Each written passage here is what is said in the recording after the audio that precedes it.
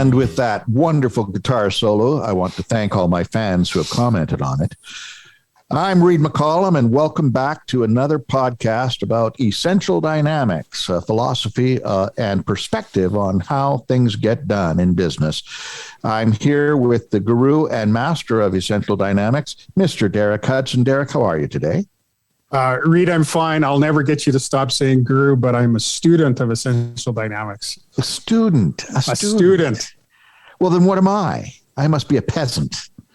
You're also a student. Okay. Well, I guess we're at different grades then. Sure. Okay. Whatever. But I'm it's great to be here today. Okay. One of my close relatives is on the show today. So that's right. We're trying a new philosophy here in our Essential Dynamics podcasting, as we're trying to attract every Hudson in Canada to see if they are related to Derek Hudson, because our guest today. Well, we all are. Yeah, of course. We're all sons of Hud. Sons of Henry. And we should introduce our special guest here. It's John Hudson. He's the artistic director of Shadow Theatre here in Edmonton. And today we're going to be talking about how the business of theater and the business of essential dynamics work. But first, let's get to meet John. John, this is Derek. Derek, this is John. Are you guys brothers? Well, we could be. Who knows? We'd have to do the DNA test. I got a lot of cousins I know and a lot more I don't know. So I'm going to count John as one of the cousins. Yeah, that's right. Yeah, good. So, John, our listeners can't quite see you right now, but you are the artistic director of live theater here in a going concern in Edmonton, and yet I don't think you fit the profile very well. I mean, you're a good-looking guy who is a jock who coaches football. How did you get stuck in a theater? That's a great question. I had to take my career path was heading towards law. My idea was I was going to be a lawyer, but in order to fulfill the requirements of my first degree, my undergrad degree, I had to do a fine arts option. And I just thought, I've always liked drama, I like the theater, and I like the movies. I'll take a drama class. And then I discovered that's where all the pretty girls were. So I see. So I stuck around. So it's still passion. It's still passion. It was totally passion. How did that work out for you long term, John? Unbelievably well. Well, trace your career path for us. Well, I came out of I finished that first degree. It was an undergrad in English, BA, and then the University of Alberta has a very fine acting program, training program, and so I auditioned for that and was fortunate enough to get in. And they take 12 every year out of usually around 200 people will audition, and then. So I had a very good basis in training that way. I was very lucky when I got out that I started just working nonstop as an actor. But I always knew I wanted to direct, and I just started right away in the Fringe Festival and kind of anywhere I get my chance, assistant directing and things like that, and just learning the craft, watching everything that every director did well and did poorly in every production I was in. And of course I was young, so I was very opinionated. And I also knew I wanted to start a company. And the reason I wanted to start a company too was because as I came out, I realized that jobs were few and far between for artistic directors. And most of the people who had actually started the professional theater community in Canada were still in the game at that point. Right. So there was just no natural flow of talent. Like with Britain and America, their professional communities are been around so long that there's a natural flow of people retiring and jobs becoming available and people being able to move in. But I could see that really wasn't the case here. So I just said, well, I'm going to start my own company and I'm going plunge in, and that's how we started Shadow Theatre. We started producing the Fringe, and then moved out of the Fringe, and then here we are 30 years later. So, yeah. So, John, how important was the Fringe to your personal journey? Unbelievably important. It really gave us all an opportunity to test our chops a little bit and understand the nature of producing, as we took it really seriously. And how do you market the play? How do you reach your audiences when you've got another 180 productions out there? All of those things are really important. And for me as an artist, as a director, it was starting in and just finding my voice and finding what I do best. So, yeah. At what point did marketing or making money, like being able to support yourself, at what point did that infringe, if you will, on your Fringe activities? Well, here's the thing, right? Is I bought a video store. Oh, yeah. In the early 90s, I had the opportunity. It was a little place on White Avenue that I was working at. Whenever I didn't have a gig, I would go work there, and loved movies and loved all that. And then they were a little bit in trouble, and I made them an offer for the store, which they accepted. And I ended up with a video store. And like a Blockbuster video store. Well, we were a niche market. I turned it into a niche market video store where really you could find the very best in cinema from the start of cinema all the way through. I see. So, and it became incredibly successful and provided me a good source of income while we built Shadow Theatre and worked on Shadow Theatre, because it took about 10 years of work on Shadow before there was any money that for salaries or anything like that. So, people say, I want to start a theatre company. I always just tell them, well, it's survival of the most stubborn. It's the survival of the most talented. So, survival of the most stubborn. That's interesting. So, yes. I hope I haven't blanked out here. No, we're picking you up great, John. Tons to talk about there. So one thing, in the 90s, buying a video store was a good idea if you did it right. Yeah, it was. We need to explain to our young listeners that at some point, the video store was the way to see quality entertainment. Yeah, it sure was. And it was it was an event for the family. They'd come down and scour the shelves to decide what they wanted to see. And really at my store, you could see everything from old silent classics like Greed to Bergman films to the very finest of contemporary independent cinema too. So people were coming from all over the city to find the films they couldn't find anywhere else, right? So that was super fun. It was a super fun business to do. Yeah. So you were in a niche market, even within an industry. Yeah. So the other thing that I'm interested in is, everything relates to software sales now and repeatable revenue and things like that. And so one of the models in software, if you think about apps that you download on your phone, is this idea of a freemium product, where you can get it for free. Maybe it's a limited function, but you try it out for a while, and then eventually you commit money to it. And it seems like both Shadow Theatre and the Fringe, you had the free part down for a long time before the paying customers paid their way to the point where your people were making money. And I really appreciate what you say about being stubborn.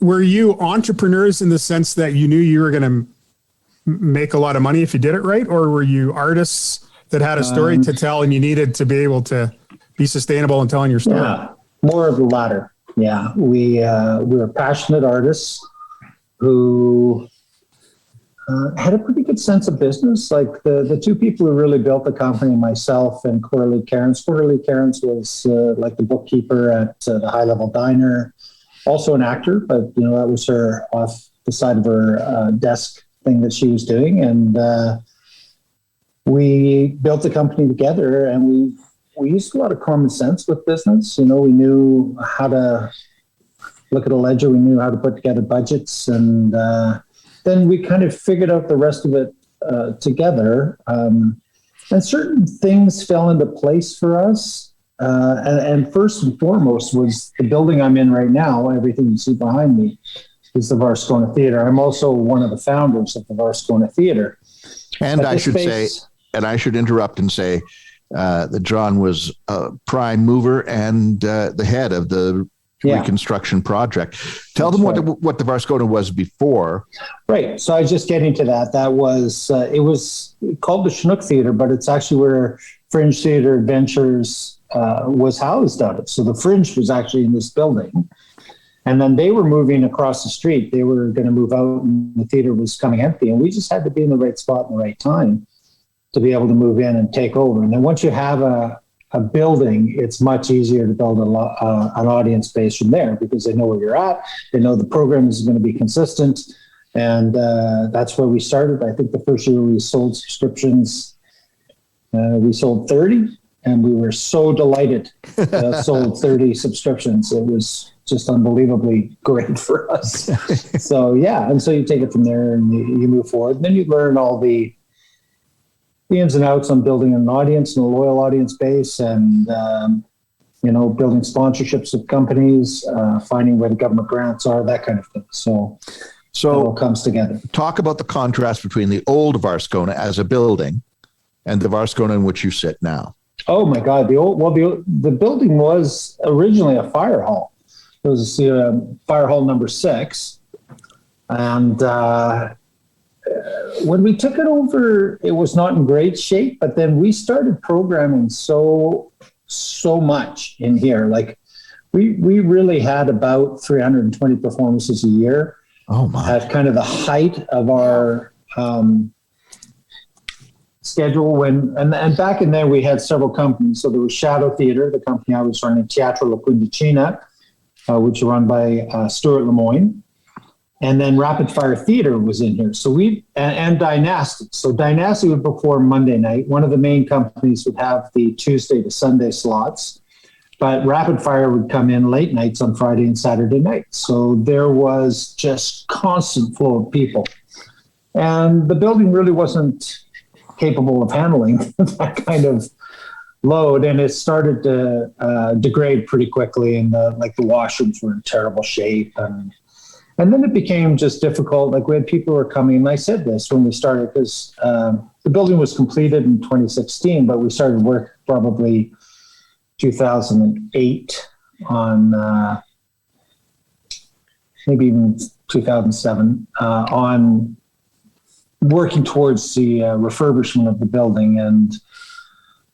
And that was my number one thing was the building can't keep up with what we're doing. And it's kind of disintegrating around us. And we're also we're not attracting people who want the full kind of vision of what an evening out looks like. We had the people who loved what we did, loved the art, and would put up with the building, but we weren't getting the people who wanted to have a lovely evening out and go to a lovely building and not have to worry that the bathroom stunk and all those things. So I said, we have to do this. And then, so we started that process, and then we raised a little over $7 million to do the refurbishment. Now we have really one of the cultural cornerstones of the city, and we'll be here for the next 80 years.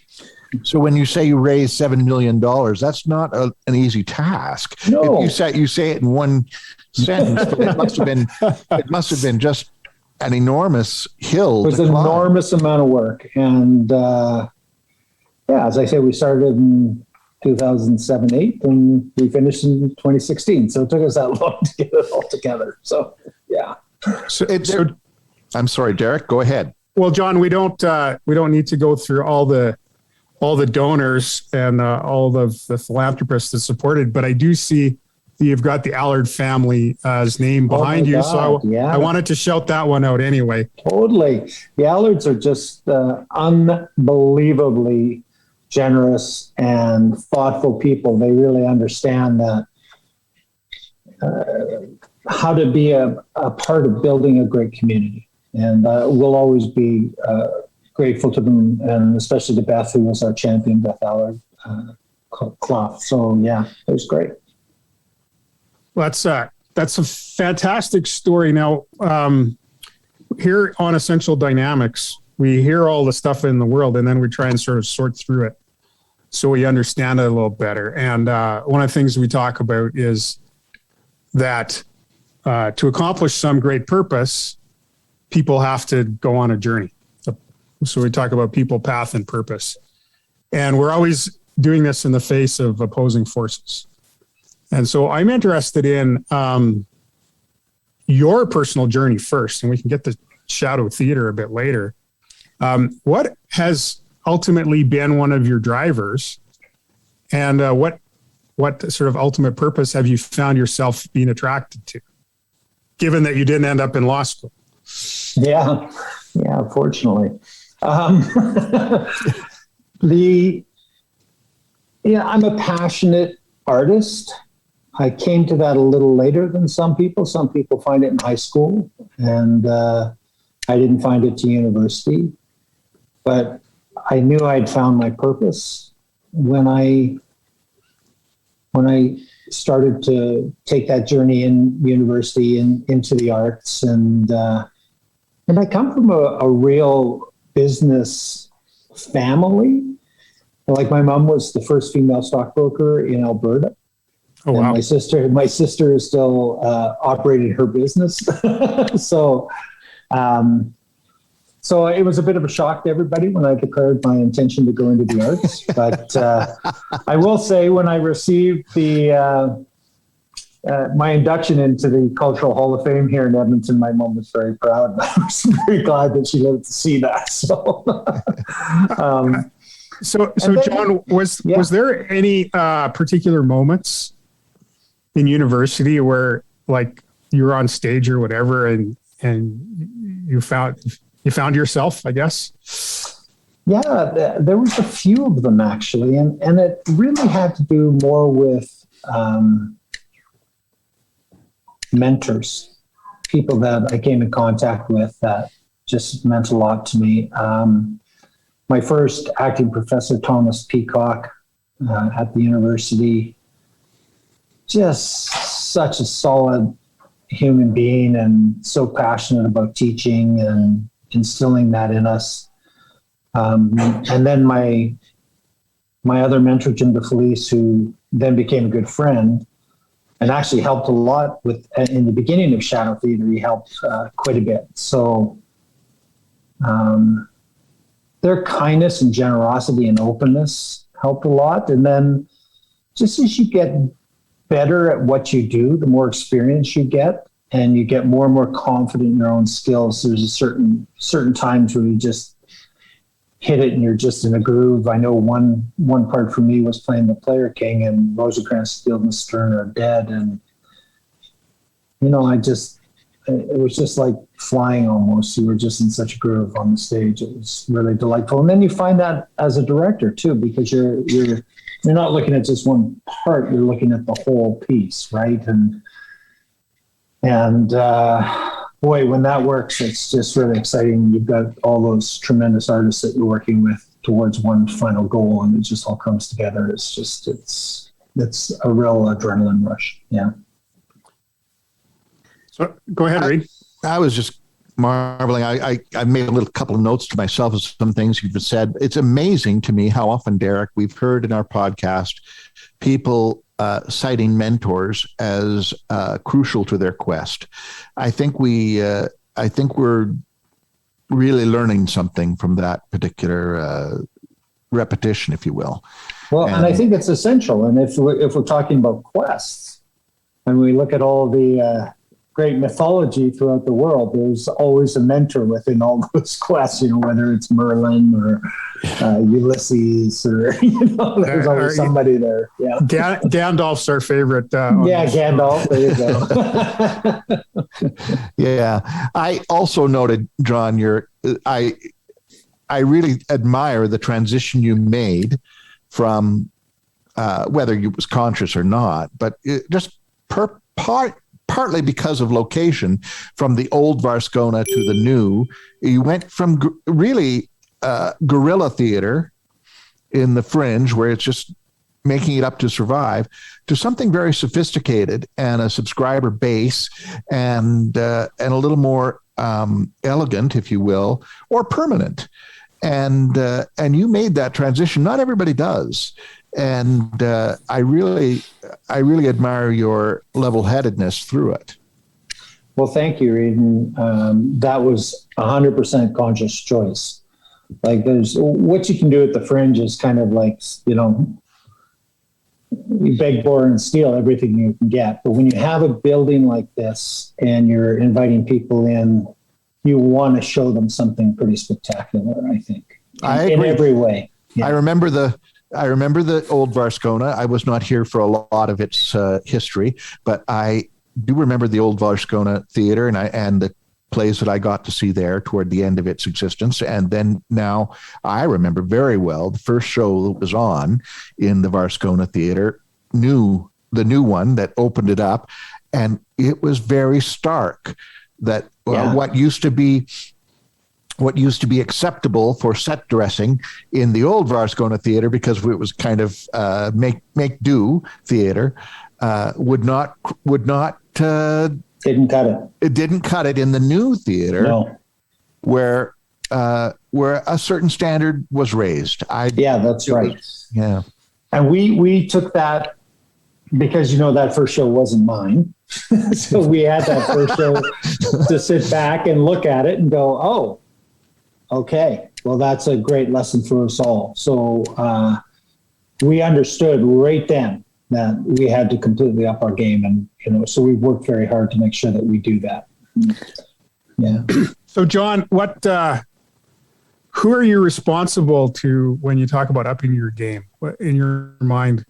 Well, really, I'm responsible first and foremost to my patrons, the people who are actually buying the tickets, right? So we want to make sure that they feel that they're getting spectacular value when they come here, and honestly, almost all my decisions revolve around them. We want to pick, we definitely want to pick plays that are going to challenge us as artists and everything, but I always take into consideration the whole scope of what we're offering to our patrons, our subscribers, the single ticket purchasers. And, I have a little internal thing that says I'm only allowed one failure every 5 years. So, yeah. Really? So I feel I have to be batting about 900. Wow. So John, this is fantastic. Reed says, can I bring my theater buddy into the show? And here we're getting schooled in business. And sometimes it's very hard. Like, I've worked in and with very complex organizations where they don't see the patron. They never see the patron. They can't envision what the patron is. And so what you've described for us is beautiful in the sense that there's still all these complex things that have to come together. So, one person can have a fantastic experience. Yeah. And I'll tell you too, that goes back to a lot of what I learned at the video store.